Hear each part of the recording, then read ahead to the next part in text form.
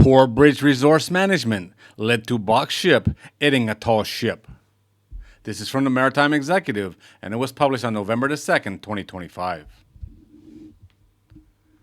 Poor bridge resource management was the leading factor in the collision of the Mirshiko with the moored tall ship Lewin II in Fremantle last year, according to the Australian Transportation Safety Bureau.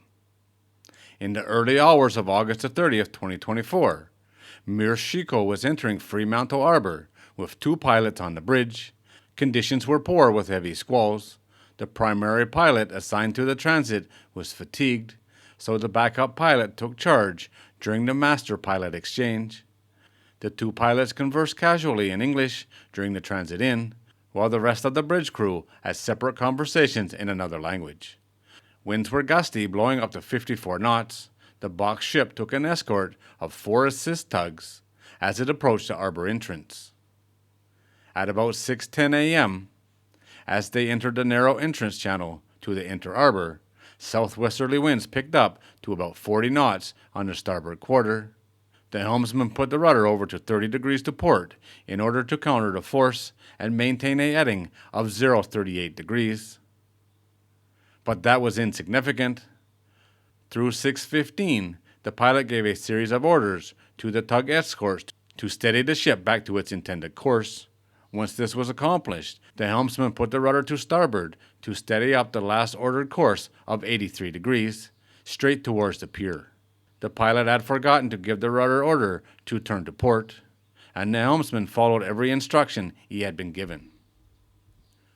The pilot and secondary pilot reacted to the impeding collision with the pier using a series of engines, bow thruster, and tug orders in order to turn to port to bring the ship into a safe course.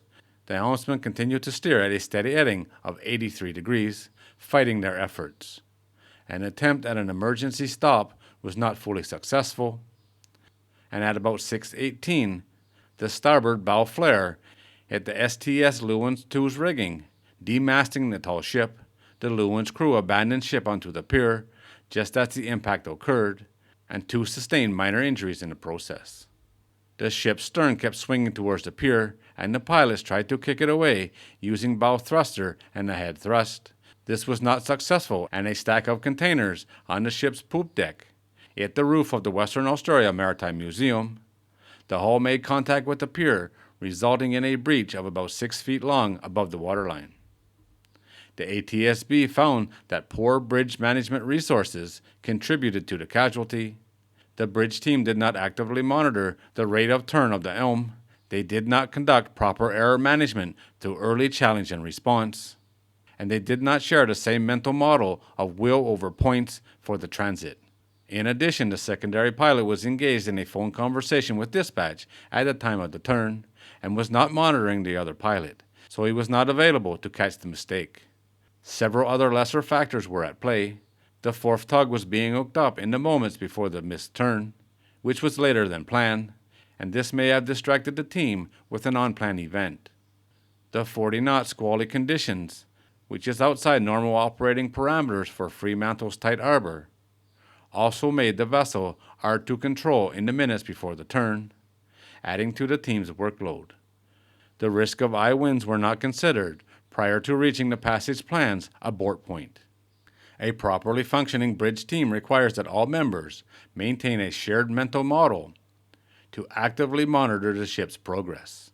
To ensure this is effective, where deviations from the passage plans are required, this information should be conveyed to all members of the team, and any actions that are incorrect or missed should be immediately identified, communicated, and rectified, according to the ATSB. It seems like a bunch of professionals not being very professional. The only person that actually did their job, did exactly what he was told, was the helmsman, who unfortunately probably didn't have the experience to question what was going on. Why was he staying at 83 degrees? Which was a huge mistake, but not his mistake. The pilots really screwed up here, and there were 2 of them. Not an easy situation with the wind and the tight conditions and all of that. Not easy. Everything has to go right. And it really didn't. Many things went wrong here. But at least now they know. As for the tall ship, I think she's back in service.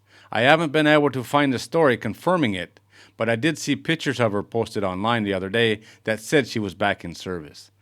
You never know with the internet if that's true or not. I haven't been able to confirm it. If anybody knows, please send me a message. All right, guys, there it is. As always, thanks for watching. If you're new here and you like these kind of videos, don't forget to subscribe before you leave, and I'll see you on the next one.